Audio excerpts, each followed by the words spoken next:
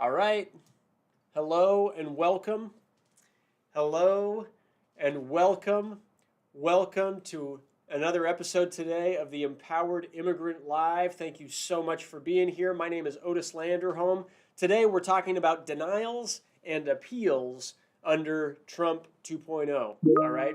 Denials and appeals right now in 2025. And thank you all so much for being here. I really appreciate each of you for taking time out of your lives and being here with me right here, right now, live on today's episode of the Empowered Immigrant Live. Remember, the Empowered Immigrant Live is here to train, teach, inspire, and empower immigrants to make the most out of immigration laws and to make the most out of their lives. All right, what's the point of immigration law anyway? All right, really, it's to up-level our lives. And so our theme today is denials and appeals under Trump 2.0. Denials and appeals right now, 2025. And so, my question for everybody is, do you want to get a green card? Do you want to apply for asylum? Do you want to apply for a VAWA, the U visa, some kind of immigration option? Do you want to just get clarity as to what the best option might be for you or what the best strategy might be for you? Because if so, go for it. And I would love to help you with that. All right, my firm is on a mission to win 10,000 immigration cases in the next 10 years, and we would love for your case to be one of them. All right, and so thank you for being here. Welcome to our episode today of the Empowered Immigrant Live. Remember, my name is Otis Landerholm. I'm the founding attorney here at Landerholm Immigration A.P.C, where we fight for your American dream. I'm also a certified specialist in immigration nationality law. And so it's an honor of mine to work with immigrants. It's an honor of mine to empower immigrants, and that is what we're here to do. All right, so what is happening right now? All right, we're in 2025. It's October. The government is still shut down. We're waiting on news from DACA. All right, there's been millions of changes that have happened since January of this year. Those changes have made things more and more difficult. I want you to know, though, that we are still winning cases. All right, so I want to preface what I'm saying today about denials and appeals. I want to preface it by saying, hey, we are still winning cases. All right, so I don't want you to hear what I'm saying as a reason to give up hope. No, don't give up hope. Many people in many cases should not give up hope. Okay, but it is true that we are seeing more denials right now than we did a year ago. All right, at all levels of a case. Citizenship, green card applications, waiver cases, visas from outside the U.S., removal defense in immigration court. Like, we're seeing more denials, and in the future we're going to see even more. All right, as Trump and the Trump administration continues to fire more and more immigration judges. Like they're firing good immigration judges, and they're going to replace them with military immigration judges. All right, are we clear about that? And so the amount of cases that are going to be denied is going to go up, which is why I want to talk this through with you. And so if your case is denied, what should you do? Right? Let's talk that through. So what to do if your case is denied? First of all, so if you've been denied by USCIS, you might file what we call an I-290B, which is a motion to reopen or an appeal. You can check a different box on the form I-290B to do one or the other of those things. All right, you can even check a separate box that says motion to reconsider. All right, talk it through with your lawyer to see which strategy, which of those boxes makes the most sense in your case.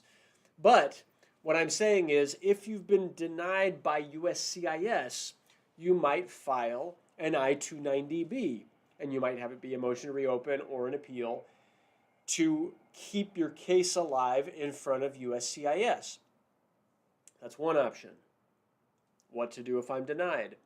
Another option, if you're in front of USCIS, you might say, no, I don't want to keep that old case denied. I'm going to start over. You might start over and refile the case with additional evidence and make it better, make it stronger from the beginning. Sometimes that's the right strategy. Okay? If, however, you're in immigration court, that might not be an option. You might instead, if your case is denied in immigration court, you might appeal it to the Board of Immigration Appeals. What if you lost at the BIA, the Board of Immigration Appeals? Then you might do what's called a petition for review to the circuit courts. In all of these contexts, there are things that you need to be aware of. There are things that you need to know about. In every one of these contexts, you're dealing with cases that have been denied. All right, so what do you need to know? What is in common in all of these contexts? All right, first, you need to know that with appeals, with denied cases, there are strict time deadlines, typically 30 days to file the notice of appeal. That means you want to talk to your attorney quickly, all right? Typically just within 1 week or a few days of your decision, so you can be clear about which of these strategies is best in your case, all right? Don't enter a space of indecision. Oh, I'm not sure what I'm going to do. Do I want to talk to my attorney? Do I not? No. Get into action. All right? Being in doubt, I don't know what I want to do next is expensive. It costs you precious days. You just have 30 days to get whatever you need to get on file. All right? Right now, good lawyers are talking about appeals with their clients even before the final decision's issued.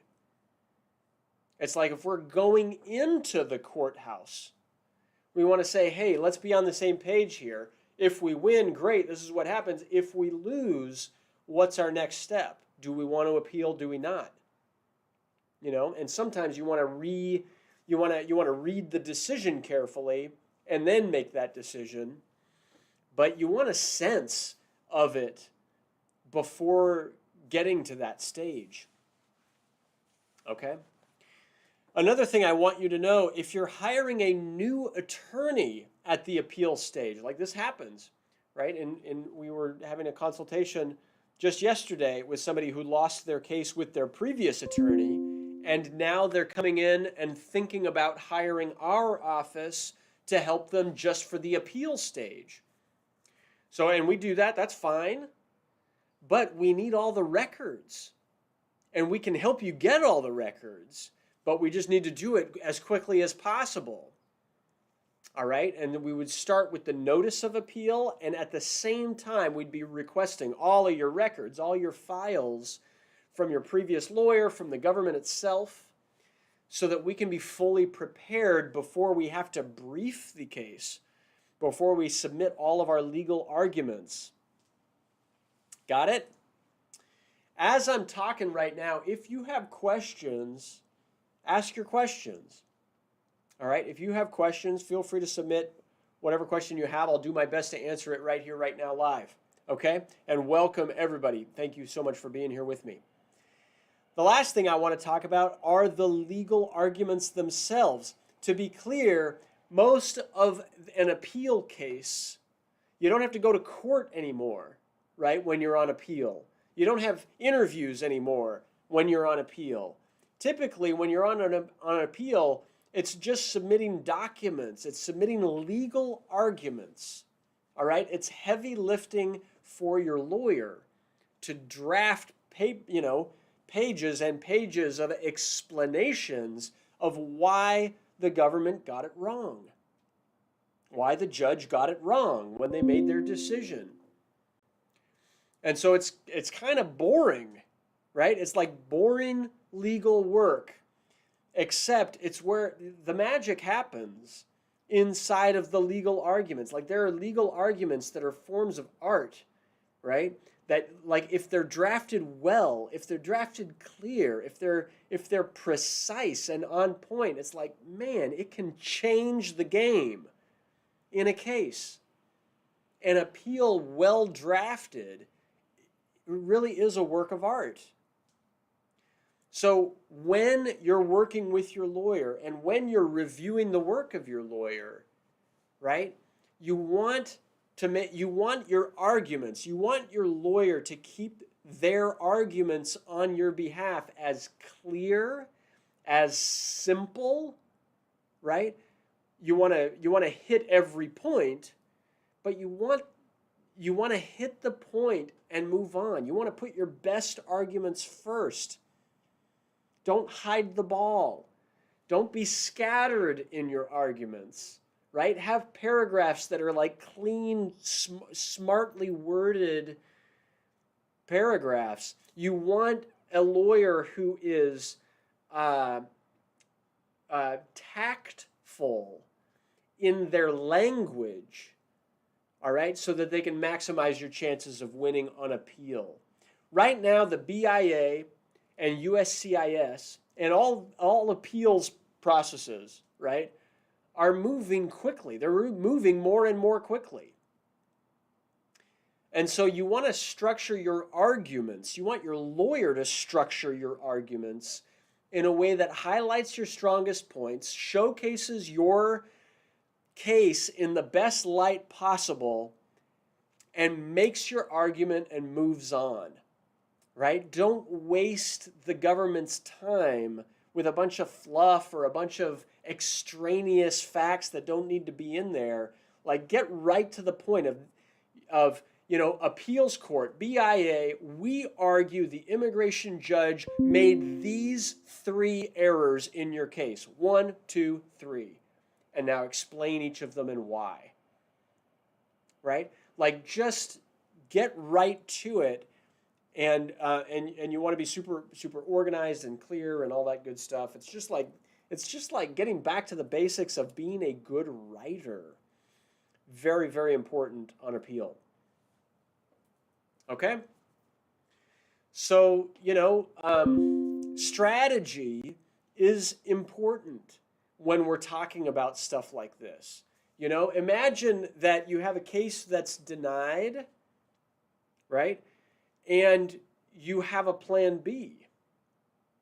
Well, sometimes it makes sense to take the case that's denied and appeal that case while you filed plan B so that you keep the time moving forward on the application because plan B might take a while, right? And so sometimes you want to really think through your strategy before deciding on the best way to appeal your case.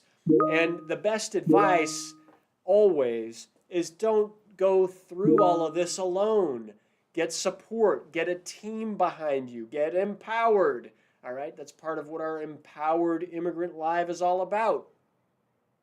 Get a team behind you who knows how to win this type of case, who knows how to maximize your chances of success, and who's good. And have them back you, and you'll up-level your chances of winning. Okay? That's really all I wanted to say today. Thank you all so much for being here. If you're just tuning in right now, my name is Otis Landerholm. I'm the founding attorney here at Landerholm Immigration A.P.C., where we fight for your American dream, and it is a fight, believe me. And so thank you all very, very much for being here. And let's get into your questions. I see we've gotten a couple here. Let me kind of get this front and center on my screen here. So Hilda, I see your question. You say, how bad is a DUI in your record right now if you paid everything and did probation for an immigrant? Hilda, thank you for asking this question. You are not alone, all right? You are not alone. And I'm going to drink some tea. I'm trying to live more healthy, folks. I haven't drank coffee. Have I shared this with you? I haven't drank coffee in almost 2 years, all right? And that's a lawyer who used to be addicted to coffee. Right? I was drinking multiple cups of coffee every day, and I couldn't get through a day without multiple cups of coffee. And yeah, it was a New Year's Eve. I was just resolution. I was like, you know something, I'm not sleeping very well. I got to take better care of my health. So now I drink tea. I actually drink a drink called mud, if you really want to know, but I add tea to it. So, Hilda, let me answer your question. How bad is a DUI on your record right now? If you paid everything and did probation, yeah, you're not alone. DUIs are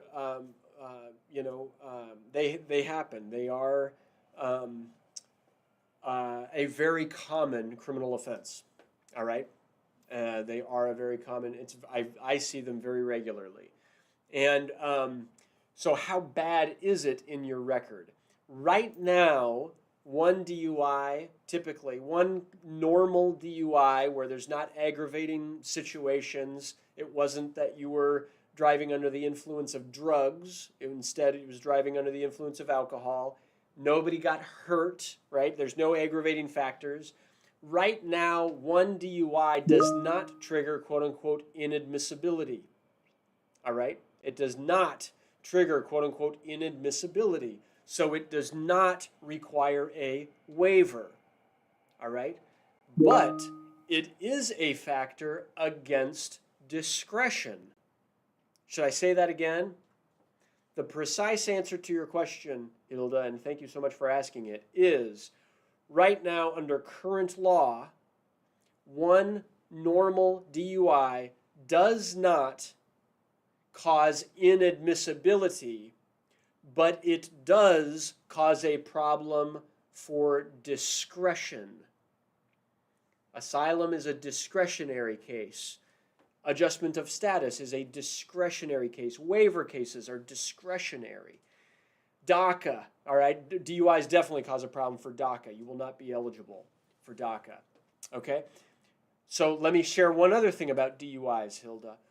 When you have two or more DUIs, it also causes a bar to quote-unquote good moral character, which is a requirement for cancellation of removal. It's a requirement for citizenship. It's a requirement for voluntary departure, okay? And so two or more DUIs can cause even more of a problem. Let me add another wrinkle to this, all right? Congress is entertaining the idea of creating a new inadmissibility ground for two or more DUIs. Okay? And so that would require waivers. And so lots to discuss about DUIs. Really, Hilda, it also depends on what you're applying for. Like, are you applying for citizenship? Are you applying for a green card? Are you applying for a U visa? Are you applying for asylum? Because one DUI will affect each of those applications differently. Okay? Anyway, I hope that's useful. To answer that last point, is it asylum? Is it a U visa? Is it VAWA? Is it citizenship? You know, and if you want to really understand what a DUI would mean for each of those types of things, I mean, maybe I could do a whole other episode talking about how it affects everything. Maybe I'll do that, actually. But what I was going to suggest is if you really want to know how it will affect you personally, let's schedule a consultation. That's really the best answer, right? Because then we can look at the language in your DUI and we can look at your specific circumstances and see what we could do to maximize your chances of winning despite that DUI. Okay? All right. There's another wrinkle there. Sorry that I get excited talking about various things of this, and I got to pay attention to time. The other wrinkle is if somebody's facing charges for a DUI right now, like you're not convicted yet, but you're facing charges, you could talk to an immigration lawyer. We can write what's called a criminal consequences report so that we help increase your chances of avoiding a conviction. All right? We help you plead to maybe something that's more immigration safe for you. All right? It's 10:53. I've got 7 minutes left, and I got to pay attention to time. So let me speed up. Kati, I see your question. What's processing time for the I-601A right now? Is it true there's only one center processing these? I-601As are very, very slow. Give it 3 years, 36 months. All right, typically. Okay, so that's the reality. It sometimes can take longer, sometimes can get done quicker, but it's like 80% of cases are taking about 36 months, is the last time I checked.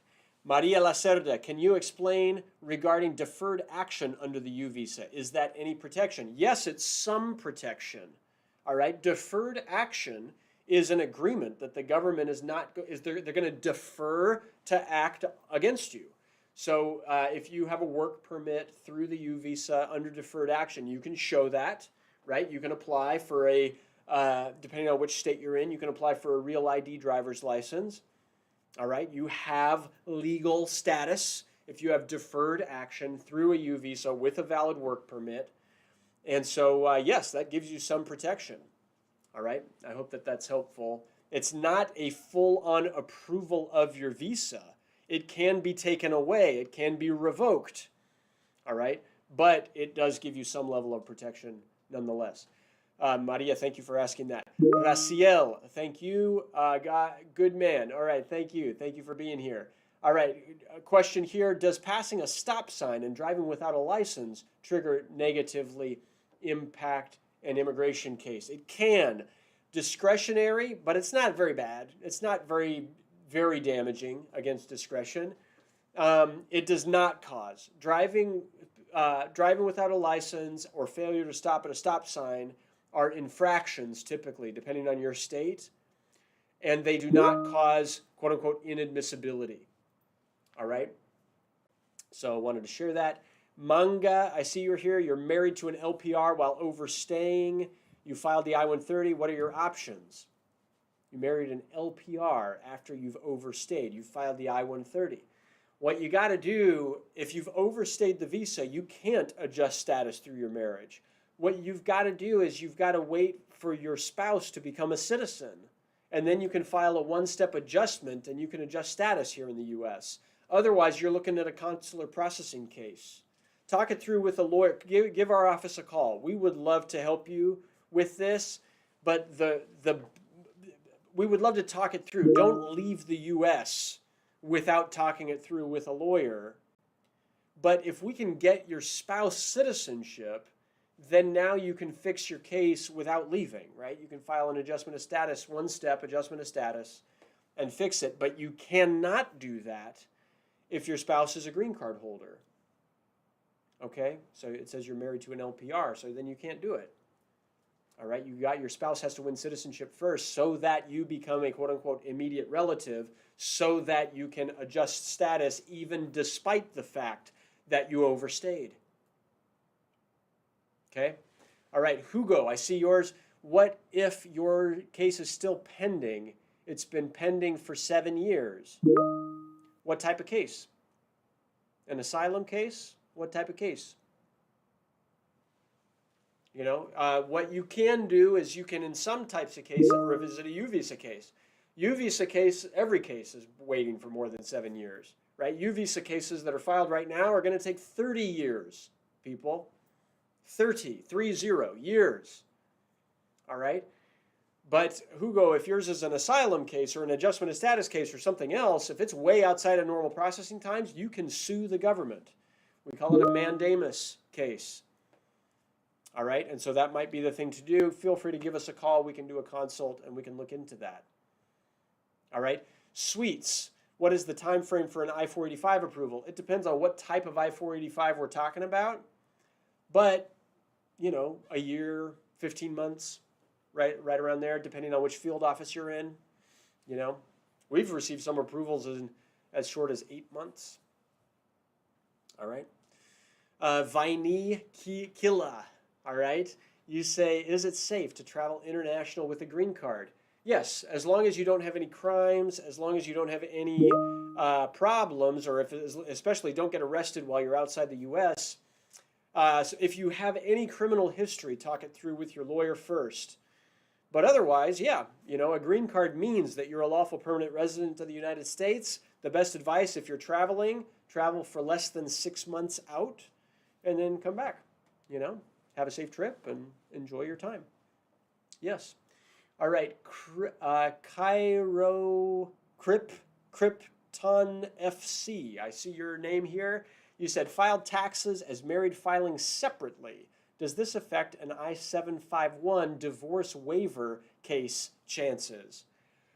Only slightly. All right. When you're filing an I-751 after a divorce, it's an uphill battle.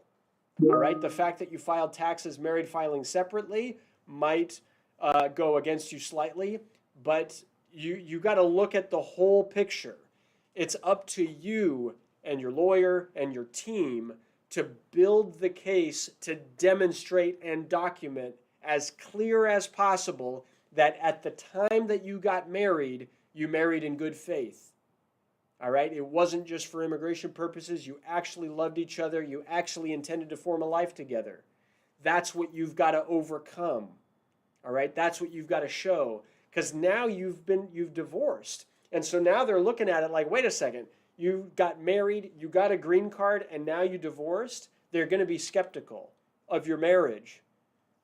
All right? Immigration officers are trained to be skeptical of people's marriages in your exact situation.